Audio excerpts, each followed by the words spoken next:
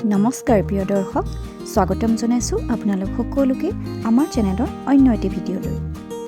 আজি ৰান্ধিবলৈ লৈছোঁ জিলমিল শাকৰ আঞ্জা। এই শাকবিধক ভতুৱা বা বালি ভতুৱা বুলিও কোৱা হয়। আহক তেনেহ'লে ৰেচিপিটোৰ দিশে আগবাঢ়োঁ। এই আঞ্জাখন ৰান্ধিবৰ বাবে মই লৈছোঁ এয়া ভতুৱা বা জিলমিল শাক। শাকখিনি বাছি লৈ ভালদৰে ধুই এইদৰে মিহিকৈ কাটি লৈছোঁ। লগতে এটা ডাঙৰ আলু আৰু দুটা ডাঙৰ বিলাহী এইদৰে কাটি লৈছোঁ। এটা ডাঙৰ পিঁয়াজ আৰু দুফুটামান নহৰু এইদৰে কাটি লৈছোঁ আৰু লৈছোঁ এটা শুকান জলকীয়া। আনফালে এখন কেৰাহী গৰম কৰি তাত মিঠাতেল দি দিছোঁ। তেলখিনি গৰম হোৱাত তাত সৰু চামুচেৰে এচামুচমান জোখৰ পাঁচফোৰণ দিছোঁ। পাঁচফোৰণখিনি ফুটাত তাত শুকান জলকীয়া আৰু কাটি ৰখা পিঁয়াজ আৰু নহৰুখিনি দি দিছোঁ। পিঁয়াজখিনিৰ ৰংটো সলনি হৈ অহাত তাত কাটি ৰখা শাকখিনি দি দিছোঁ।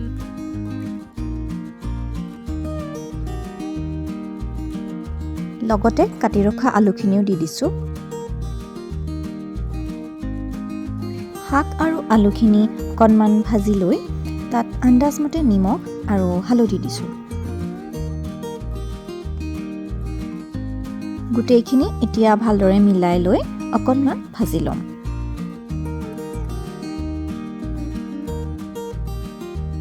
এতিয়া অকণমান সময়ৰ বাবে ঢাকোন মাৰি সিজিব দিম।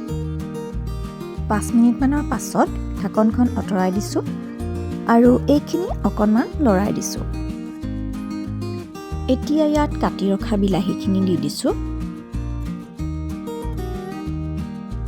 গোটেইখিনি ভালদৰে মিলাই লৈ আকৌ অকণমান ভাজি লৈছোঁ। এইখিনি এতিয়া আকৌ অকণমান সময়ৰ বাবে ঢাকোন মাৰি সিজিব দিছোঁ। 5 মিনিটমানৰ পাছত আকৌ ঢাকনখন আঁতৰাই দিছোঁ। এইখিনি প্ৰায় সিজি আহিছে। এয়া আলুখিনিও ধুনীয়াকৈ সিজি গৈছে। এতিয়া আলুখিনি অলপ অলপ ভাঙি দিছোঁ। তেতিয়া আঞ্জাখন অকণমান ডাঠ হ'ব আৰু খায়ো ভাল লাগে। এতিয়া ইয়াত সৰু কাপেৰে 2 কাপ পানী দি দিছোঁ আৰু গোটেইখিনি ভালদৰে মিলাই দিছোঁ। আপোনালোকে যদি এইখিনি জোল নিচিনা কৰিব বিচাৰে তেনেহ'লে আৰু অকণমান পানী দিব পাৰে। মই কিন্তু আজি এইখিনি বেছি জুলীয়া নকৰোঁ, অকণমান থুপথুপীয়া নিচিনা কৰিম। সেয়েহে আলুখিনি অলপ অলপ ভাঙি দিছোঁ। এতিয়া এইখিনি অলপ উতলিবলৈ দিম। এয়া আঞ্জাখন ডাঠ হৈ আহিছে। এইখিনি সময়তে গেছৰ ফ্লেমটো অফ কৰি দিম।